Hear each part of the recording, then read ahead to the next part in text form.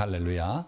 저는 오늘 여러분들과 함께 곧 다가올 우리 생애 최대의 위기를 이기려면 이런 제목으로 함께 은혜를 나누겠습니다.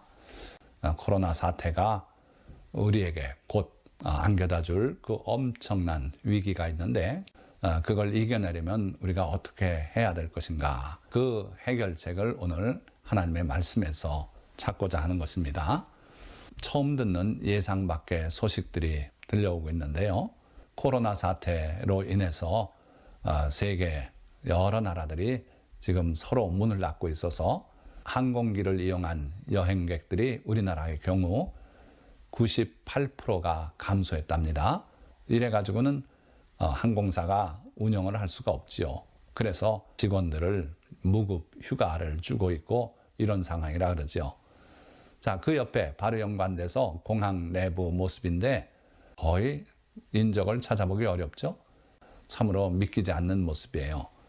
자, 그런가 하면 비행기뿐 아니라 여기 대형 크루즈 여객선 수천 명이 한 배에 타고 세계 곳곳을 누비면서 한 달, 두 달씩 여행을 즐기고, 그런데 요즘은 크루즈 여행을 하려는 사람은 거의 찾아보기 어렵게 됐어요. 자, 이렇게 비행기도 안 나르고요. 또 대형 크루즈선도 그렇고, 또 요즘 보면 이 육상의 자동차들도 많이 멈춰서 있어요.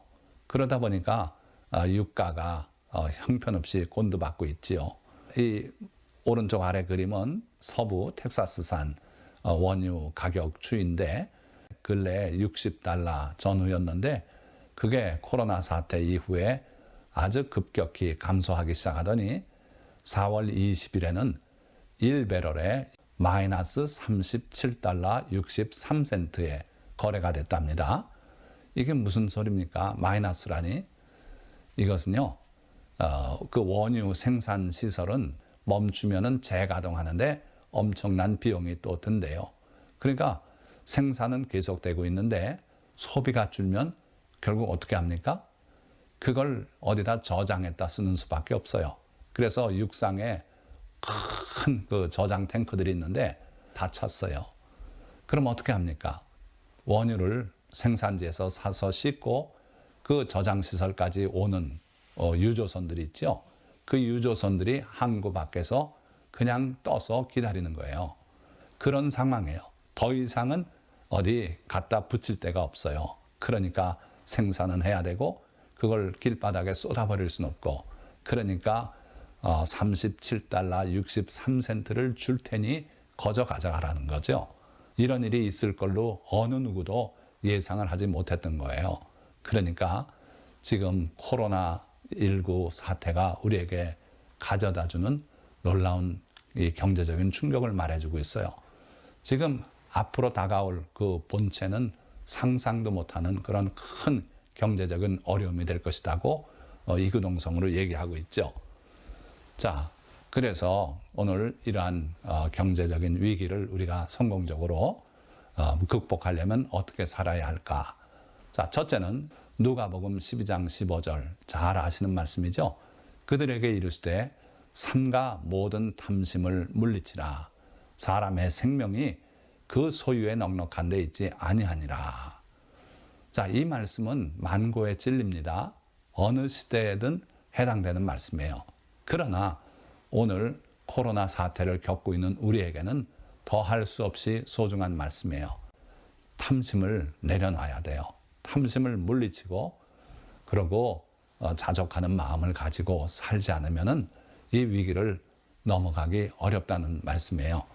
신명기 8장 12절에서 14절의 말씀을 보면 내가 먹어서 배부르고 아름다운 집을 짓고 거주하게 되며 또 내 소와 양이 번성하며 내 은금이 증식되며 내 소유가 다 풍부하게 될 때에 내 마음이 교만하여 내 하나님 여호와를 잊어버릴까 염려하노라. 우리가 좀 가난하고 헐벗고 할 때는 하나님을 향하고 하나님께 부르짖고 해서 하나님의 은혜 속에 살아갈 수 있어요. 그때는 영적으로 볼 때는 안전한 때예요. 그런데 우리가 먹어서 배부르게 되고 풍요를 이루고 있어요. 이때가 위기라는 거예요. 이런 때 또 코로나 사태가 더 겹쳤으니 앞으로 다가올 경제 위기를 우리가 어떻게 넘어야 할지 정말 두려운 마음에서 오늘 이 말씀을 드리는 겁니다. 이런 상황이 되면 왜 이게 위기인가? 14절 말씀 보니 내 마음이 교만하여 내 하나님 여호와를 잊어버릴까 염려하노라. 이렇게 말씀하고 있어요. 우리가 정말 풍요 속에 놓여지면 우리 마음이 교만해진대요. 부자들이 스스로 자만할 수밖에 없단 말이에요. 그래서 나는 부유하여 부족한 것이 없다. 이렇게 자만한 가운데 살아가는 게 부자라는 거예요. 그래서 우리 마음이 교만해지고 그 결과 하나님, 우리 하나님 여호와를 잊어버리게 된다. 그걸 하나님은 염려하신다고 이렇게 예언하신 거예요. 자, 그 예언의 말씀이 신명기 32장 15절에 또 반복이 되는데 전혀 다른 표현으로 나오고 있죠. 이번에는 이스라엘을 여수룬이라고 이렇게 표현했어요. 그런데 여수룬이 기름짐에 발로 찼도다. 기름졌다는 것은 모든 게 풍성해지고 부유해지고 아름다운 집을 짓고 살게 되는 그 상황을 말하는 거예요. 그랬더니 발로 찼도다. 누굴 찾겠습니까?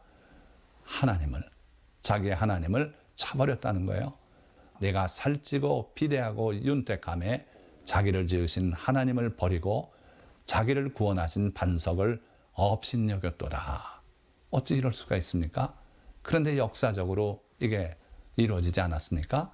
이스라엘이 다윗 임금 이후에 솔로몬의 왕국을 거치면서 얼마나 부귀영화를 누렸는지.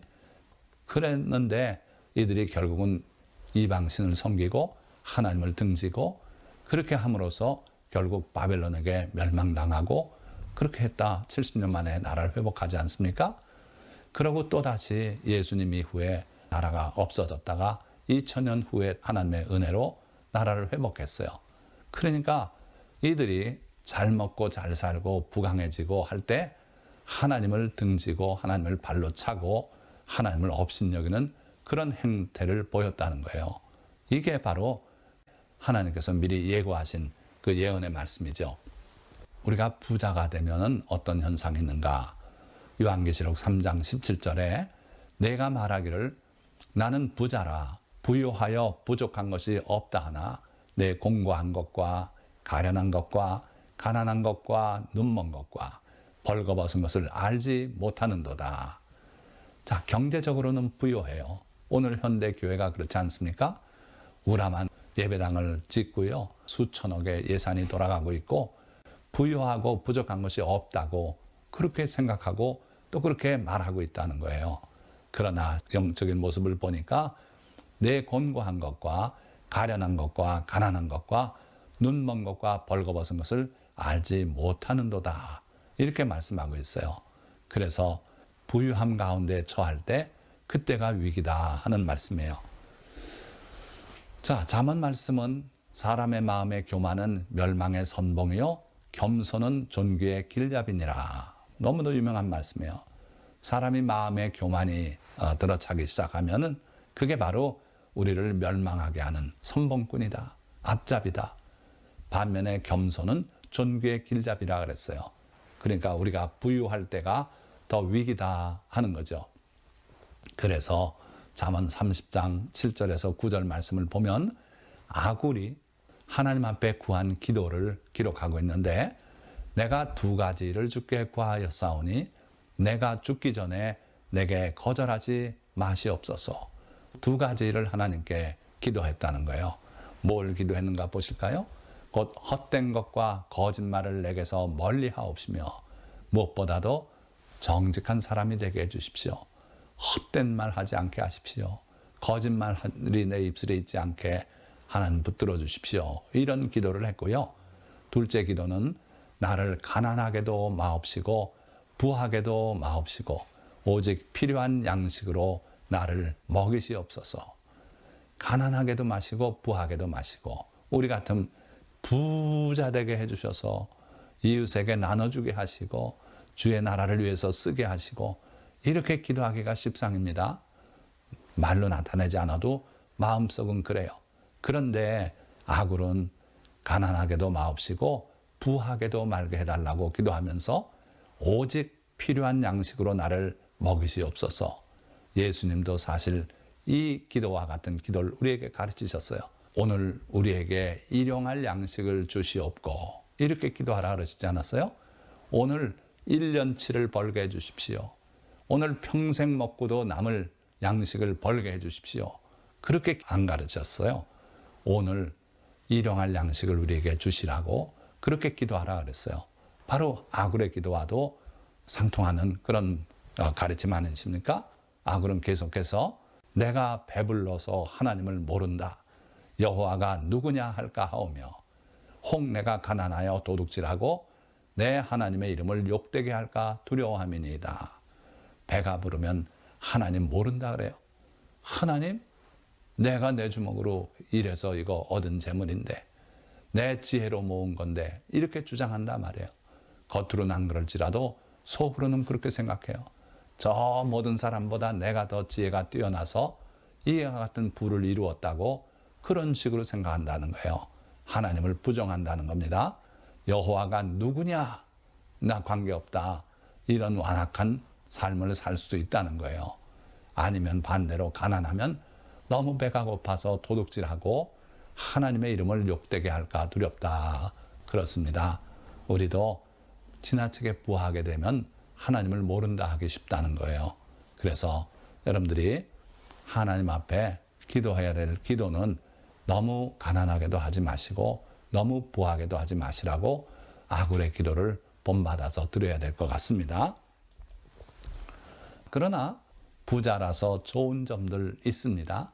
사무엘하 19장 32절의 말씀을 보면 바르실레는 매우 늙어 나이가 80세라. 바르실레라는 사람에 대해서 얘기해요. 그는 큰 부자이므로 왕이 마하나임에 머물 때 그가 왕을 공개하였더라. 무슨 이야기냐면요, 다윗 왕이 그 아들 압살롬의 반란을 피해서 저 북쪽으로 동북쪽으로 피난을 간 적이 있어요. 멀리 가서 마하나임이라는 곳까지 갔는데 바르실레라고 하는 분이 양식을 보내고 또 필요한 물품들을 다 보냈어요. 하루도 이틀도 아니고 거기 머무는 동안 그렇게 공개했다 그랬어요. 그가 가난했다면 할 수 있겠습니까? 못해요. 큰 부자였기 때문에 가능했던 거예요. 그러니까 여러 성도님들 중에도 이런 큰 부자가 나올 수 있기를 축원드립니다. 하나님께서 뜻이 있어서 여러분들을 부자로 세우면 선한 청지기로 하나님을 잘 섬기시기 바랍니다. 그러나 부자가 되는 것을 목표로 하지는 말라는 게 하나님의 뜻이에요. 자, 예수님 당시에도 헤롯의 청지기 구사의 아내 요한나와 수산나와 다른 여러 여자가 함께하여 자기들의 소유로 그들을 섬기더라 그랬어요. 누가복음 8장 3절 말씀이죠.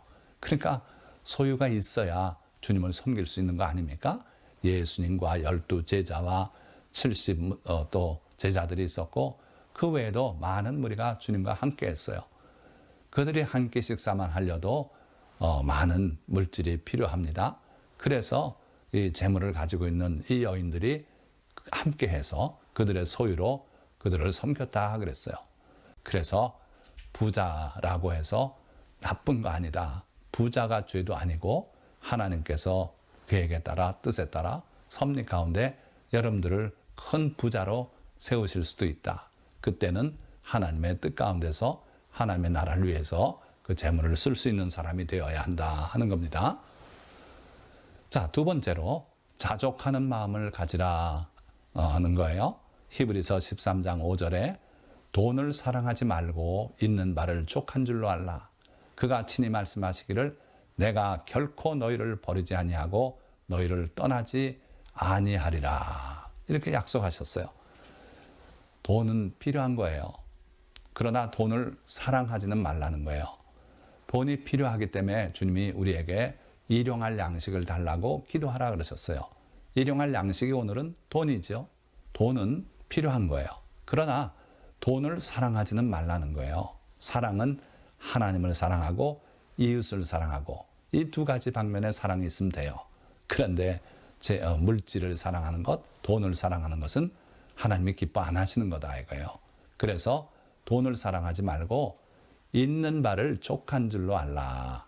우리에게 하나님께서 얼마를 주셨든지 그걸 족한 줄로 알고 감사할 줄 알고 그러고 살면 되는 거예요. 그러면서 필요가 있을 때마다 하나님을 향해서 구하는 겁니다. 그럴 때 하나님께서는 결코 우리를 버리지 아니하시고 우리를 떠나지 아니하리라고 약속하셨어요. 그러니까 돈 사랑할 필요 없지 않겠습니까? 있는 바를 족한 줄로 알면서 필요할 때마다 하나님께 구해서 받는 여러분들이 되시기를 바랍니다. 또 세례 요한에게 찾아 나왔던 군인들이 우리는 어떻게 해야 합니까? 그랬더니 세례 요한이 받는 급료를 족한 줄로 알라. 그렇게 명한 적이 있어요. 그러니까 있는 바를 족한 줄로 알고 아무리 작아도 받는 급료를 족한 줄로 알고 살아가는 사람이 복된 사람입니다. 또 디모데전서 6장 10절에서도 마찬가지로 돈을 사랑함이 일만하게 뿌리가 된다 말씀하고 있어요. 돈이 일만하게 뿌리는 아니에요. 돈은 필요한 거예요. 그게 선하게 쓰일 수도 있고 악하게 쓰일 수도 있어요. 그러나 돈을 사랑하는 것은 일만하게 뿌리다. 모든 악이 거기서부터 나온다. 분명히 말씀했어요. 이것을 탐내는 자들은 미혹을 받아 믿음에서 떠나 많은 근심으로써 자기를 찔렀다고 말씀합니다. 그러니까 돈을 사랑하는 것은 우리가 할 일이 아니고 거기에서부터 많은 악이 나오고 특히나 믿음의 사람이 믿음에서 떠나 결국은 자기를 괴롭게 하는 일이 벌어진다 하는 거예요. 그래서 여러분들은 어떠한 경우라도 돈을 목표로 하고 돈을 추구하는 일은 해서는 안 되는 거예요. 자, 세 번째로 스스로 지혜롭게 여기지 말고 부자가 되려고 서둘지 말라는 겁니다. 위기가 곧 기회라고 말하는 사람들이 많습니다. 그렇기도 해요. 말하자면 오늘 같은 코로나 사태로 인해서 많은 기업들이 어려움을 겪고 있는데 이 위기 상태가 하나의 기회가 되는 그런 업종들도 있어요. 온라인 유통업이 그렇지 않습니까? 그러다 보니까 또 택배업이 엄청 바빠요. 그래서 몸이 둘이라도 감당하기 어려운 그런 업무량을 소화하고 있고 그런 상태예요. 그러니까 분명히 위기가 또 다른 누구에게는 기회가 될 수도 있고 그래요. 그러나 아무리 그게 기회가 되더라도 속히 부하고자 하는 자는 형벌을 면하지 못하리라. 그러니까 일확천금하려고 무리수를 두고 하는 것은 결국 여러 가지 불법적인 일을 하기 쉽고 그래서 무지한 자가 아니라는 판결을 받기 쉽다는 거예요. 그래서 기억하시고 너무 속하게 부자가 되고자 그렇게 일확천금하는 그런 데는 여러분들이 멀리 하시길 바랍니다. 자, 그리고 또 부자 되기에 애쓰지 말라 그러셨어요. 내 사사로운 지혜를 버릴지어다. 뭐 좀 해서 성공하는 사람들 그 속마음을 보면 자기를 지혜롭다고 생각한다는 거예요. 그런데 오늘 말씀 잠언 23장 4절 말씀은 부자 되기에 애쓰지 말고 사사로운 지혜를 버려라. 꾀부리고 그걸로 성공했다고 자랑하고 그러지 말라는 거예요. 자, 그 다음에 스스로 지혜롭다 하며 스스로 명철하다 하는 자들은 화 있을진저.